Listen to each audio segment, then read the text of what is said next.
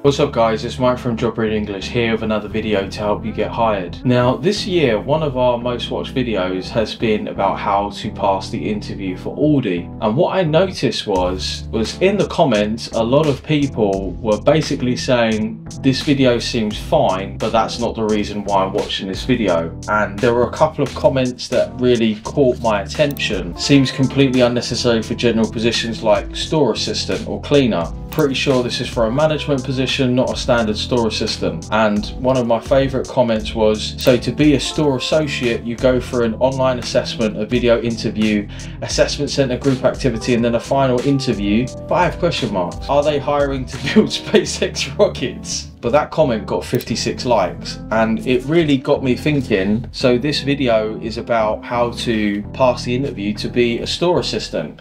Now we've never done videos which are role specific, because when originally I created Job Ready English it was targeted graduates who are applying for Times Top 100 role, and then people would watch our videos who were managers or seasoned professionals or C-level executives. But the truth is a lot of people are just applying for just standard jobs, right? And I've seen a lot of comments like this across lots of different videos, and it's a reflection that our videos help people and they're being put into the YouTube section. But I wanted to address this video to somebody who's applying to be a store assistant, whether you're going for Aldi, Morrison's, Tesco's, maybe you just want to go and work in Greggs, all those kinds of things. And these are jobs that I've done in the past. I used to work at Pound Stretchers, I worked at KFC. Like I've done these jobs before. But what I also realised and wanted to address in the video is you may have never had an interview before.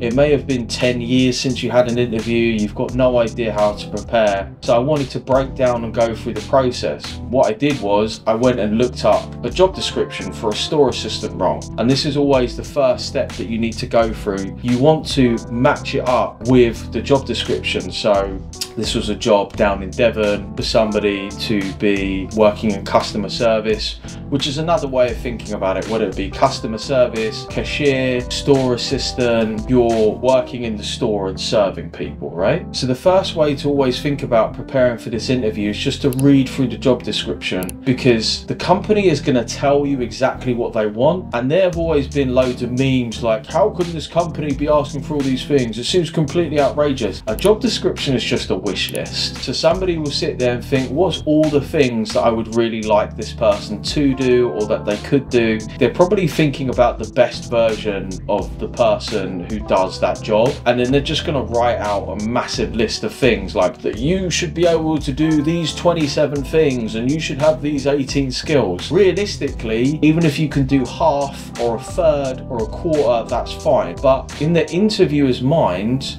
you want to kind of think like a job description, like a checklist, right? So you're meeting the objections. And the example that I used to give, funnily enough, when I was talking about graduate jobs, I used to say, do you think a cashier at McDonald's could be an auditor at Deloitte? And the groups who I would train, this was 8, 9, 10 years ago, the groups who I would train, some would say yes, some would say no. And I would then go through and I say, well, actually, you know, in my part-time role at McDonald's, I have to work in a fast-paced environment. I have to deal with a high volume of customers. I have to listen to their order, make sure that their order is being processed by the kitchen staff. I have to process a large amount of transactions on a daily basis. I have to be receptive to any form of conflict or additional needs that the customer may have. I must make sure that I manage my time effectively. We're working as part of the team. Now, when you break down any job into skills, this is what we call transferable skills. So teamwork here, kind of the same as teamwork at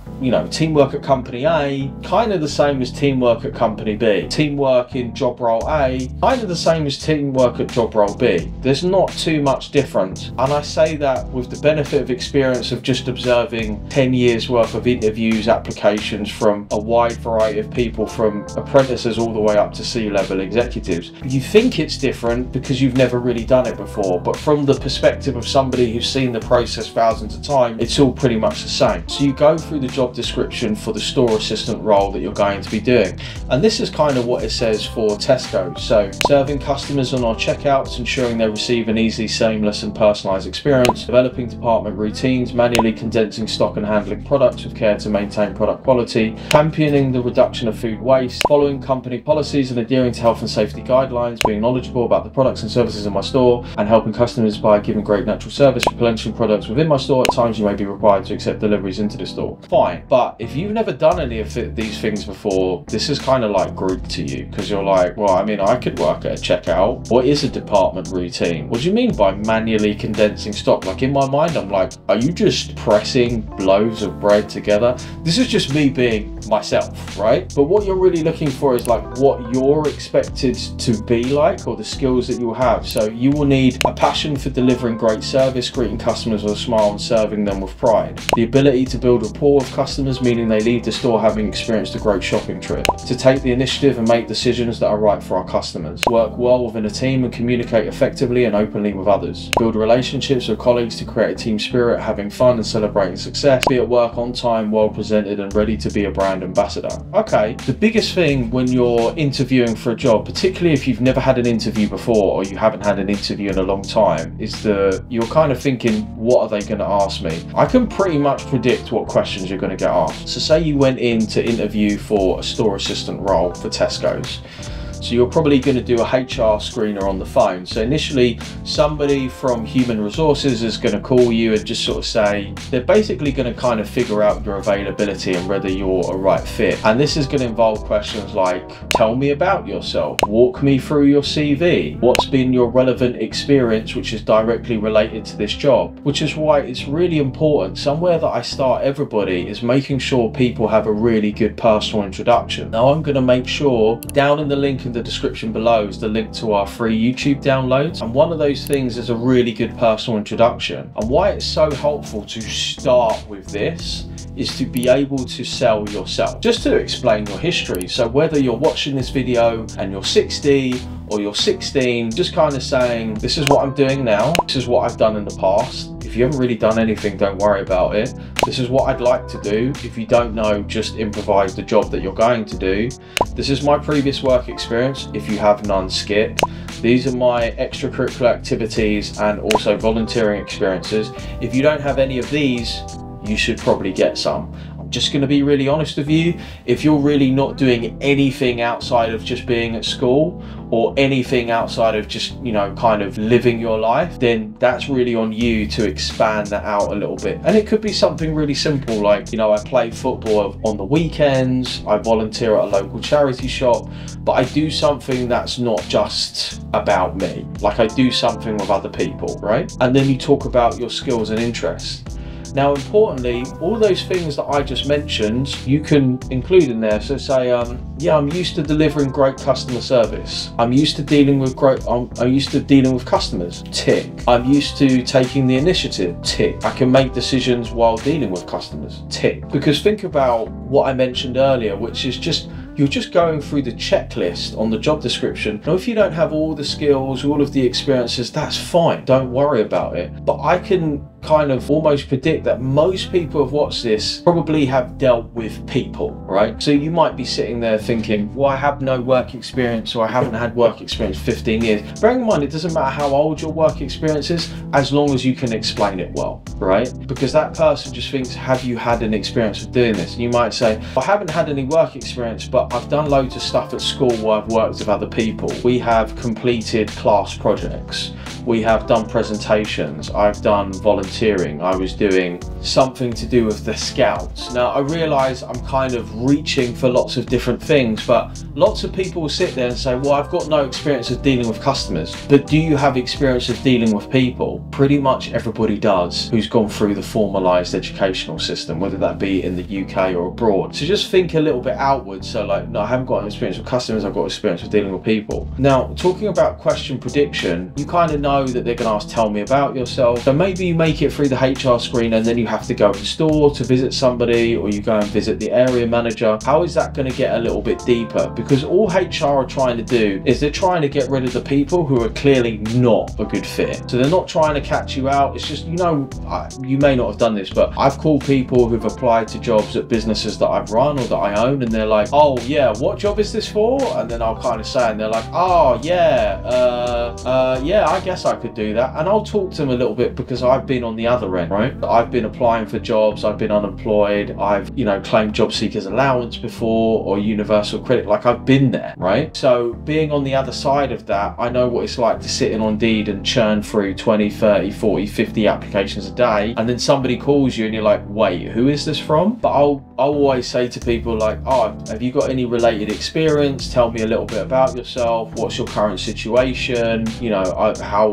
quickly are you available to work? That's a real pressing thing on employers' minds, because they're advertising the job because they need somebody like now. They're not going, maybe we're gonna need somebody in 3 months' time. They're like, Steve just left, like we seriously need somebody because somebody's gonna have an embolism because we can't cover all of the shifts that are available and we can't get stock onto the shelf. So now you've progressed through HR, which is basically saying, yeah, I know what I'm gonna do and I know that I would be a good fit because I've kind of done stuff that's related. So then we move on to other questions. Again, you want to do a personal introduction. Almost all the time when you get interviewed, particularly by people that are busy, they're going to ask you like, walk me through your CV, tell me about yourself. And the reason why they do it, because often people say to me like, but I sent them my CV, or they already have my, you know, personal blah blah blah, or you know, whatever. And I'm just like, dude, they haven't read that. They don't have time. You know, imagine it from the interviewer's perspective, like they're doing their job and then maybe they're just interviewing people whenever they're coming in, or they're doing like 8 back-to-back calls or something like that. They're just, you know, and maybe they're just going a little bit cross-eyed, or they just, you know, they probably, you would assume that they haven't done it rather than they have. So your personal introduction is a really good way to hook somebody. So for example, say you're watching this and you're in your 40s or 50s and you haven't been at work for a couple of years. So you might say, hi, my name's Susan. I have 20 years of experience of working with customers, delivering great customer service across 5 different companies. And they're like, ah, this is really interesting, because instantly you hook them with the stuff that's in the job description. A lot of people be like, oh, well, I've been out of work for 10 years. Dude, that's okay. That's fine. Like, you want to get back in the game. That's cool. Don't present that though. You'd be like, well, I haven't actually worked for 10 years, but you know, I feel like it's time for me to start working again. You're presenting stuff that people really don't care about, right? But if you turn around and said, look,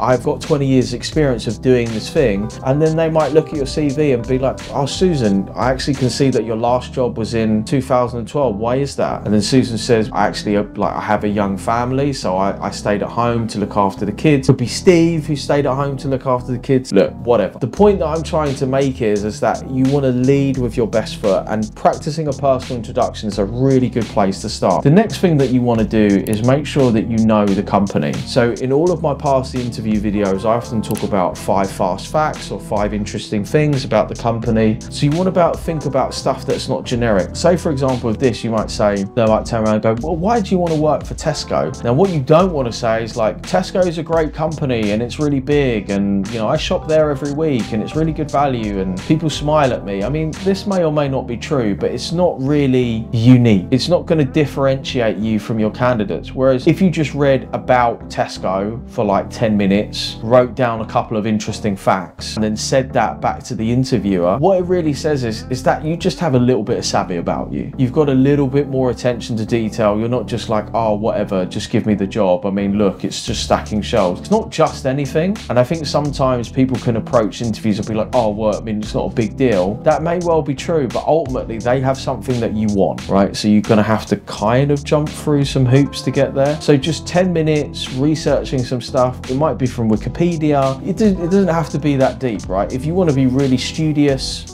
Then you might read through, you know, their annual report, like the CEO or the director's, you know, kind of opening statement. And I think really what it says to an interview is like, this person's really switched on. Like they really know what they're doing. They've done their homework. And essentially you're making their life easier because they really want to hire you. They need somebody to come and work at the store. They're like, please God, send me somebody who's read the job description, who actually knows what they're going to do, who's done a little bit of homework and is going to make my life easier. That's what they're thinking about. And then afterwards, you might think, well, they're going to ask me other questions. Like they're going to ask me like these behavioral type questions. I don't really like, what questions are they going to ask me? But I can pretty much tell you, if you read the job description about what you will need or the skills that you have. So a passion for delivering great customer service. Give me a time when you've delivered great customer service. The ability to build rapport with customers. Give me a time when you've built a relationship with someone. To take the initiative and make decisions that are right for customers. Give me a time when you've taken the initiative. Give me a time when you've solved a difficult problem. Work well within a team and communicate effectively and open with others. Give me a time that you've worked as part of a team. Build relationships with colleagues. Give me a time when you built relationships.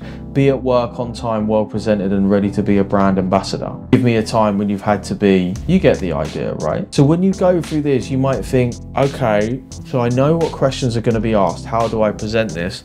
So this is something that I cover in our Pass the Interview packs, and it comes up in our interview preparation crash courses.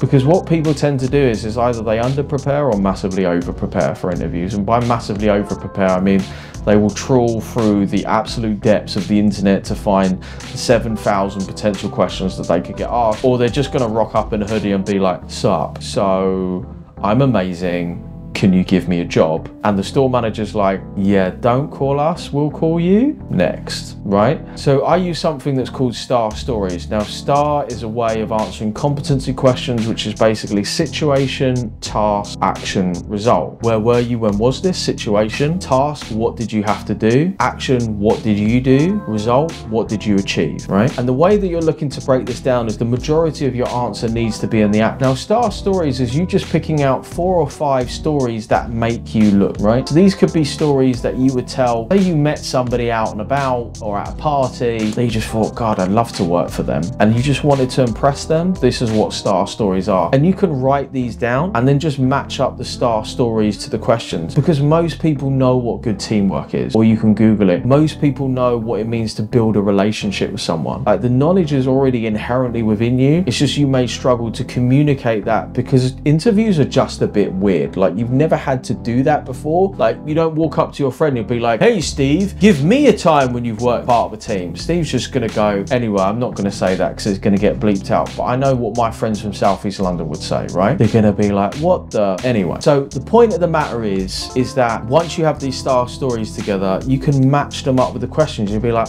teamwork. Oh, that was, when I was working at the accountants, that was a really good example of teamwork when we did that project. Leadership, yeah, actually, I mean, I'm captain of my netball team. That's a really good example of leadership. I could use that. And you go through and just match the STAR stories up with the questions. Now, the last thing is practice. Now, this is the biggest thing for interviews. And when people are preparing for interviews, and it's covered in my book, which is the 28 most common interview questions answered, I'm actually rewriting and re-releasing next year. I think that's been bought like maybe 3,000 times, something like that. And I said, look, most people spend most of their time writing out scripts, but you're not going to be judged from your scripts. You're going to be judged on what you say. And most people are nervous when they go to interviews. Like that's not abnormal, that's normal. So the best thing that you can do is practice. Spend at least half of the time that you have prior to your interview practicing. So you maybe want to do, you know, say you had 5 days, right? You would research, get the job description, get the most likely questions, get your facts for the company, you know, trawl around the internet, get lost in a YouTube or Reddit black hole or whatever it is. Maybe you're more about Pinterest game and soft furnishings. You know, the next day you might do your scripts, because of course, let's not ignore the fact that if you're a regular human being, you also have a life and stuff that's going on. You might be a student, you might have kids, you might just have, I don't know, just stuff. happening in your life, right? So you kind of like carve out little chunks of time here and there. So day 2, you do your script. The next 3 days, you just practice. And what you do by practicing is you'll just get your phone and just record yourself. So find a question, answer it in front of the camera, watch yourself back, because you'll adjust. Is it cringeworthy? Yeah. Do most people hate watching themselves on video? Yes, they do. Get over it, because you're trying to get a job. If you do that 3 times in a row per question, you will get significantly better. Like, that takes about 20 minutes. If you can do like 1 or 2 20-minute slots each day, so you did that, like by the time you get to the actual interview, maybe you've done that 4, 5 or 6 times, you're really gonna feel like, yeah, I can do this, and also I can do this within the time constraints. You want to answer in about 2 minutes. The reason why it's important to set constraints is because if you ask people how long would it take for you to answer that question, most people drastically underestimate how long they talk for. And then they'll then proceed to talk for like 5 minutes. I'll be like, that was way too long. So by having a physical timer in front of you and watching the time go down, it's going to make you much more mindful of the words that you're saying and what is actually the content. You know, when people say, oh, I'm just rambling, I'm just babbling on, it's just like, yeah, but if you had 2 minutes, you wouldn't, because you only have 2 minutes and you know that you've got to condense stuff. And that's kind of the big difference. If you haven't done an interview before, haven't done an interview for a long time, it's just getting in the practice, it's getting in the reps. A lot of the work, whenever I do it, say with one-to-one clients, or maybe I have clients, though I don't really do it anymore. When I had private clients, so I take all the way from sort of start to the end. We just do a lot of practice. We do a lot of mocks, we get some feedback.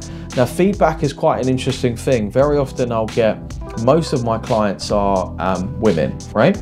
So they'll be like, oh, you know, I was doing it with my dad or my mum or my boyfriend or my girlfriend or my friend, whatever, right? You kind of want to get feedback from somebody who knows what they're talking about. Otherwise, it can be really quite sort of damaging, because it can really undermine your confidence. The other thing that I'd say is, on the day of the interview, try and be as fresh as you possibly can.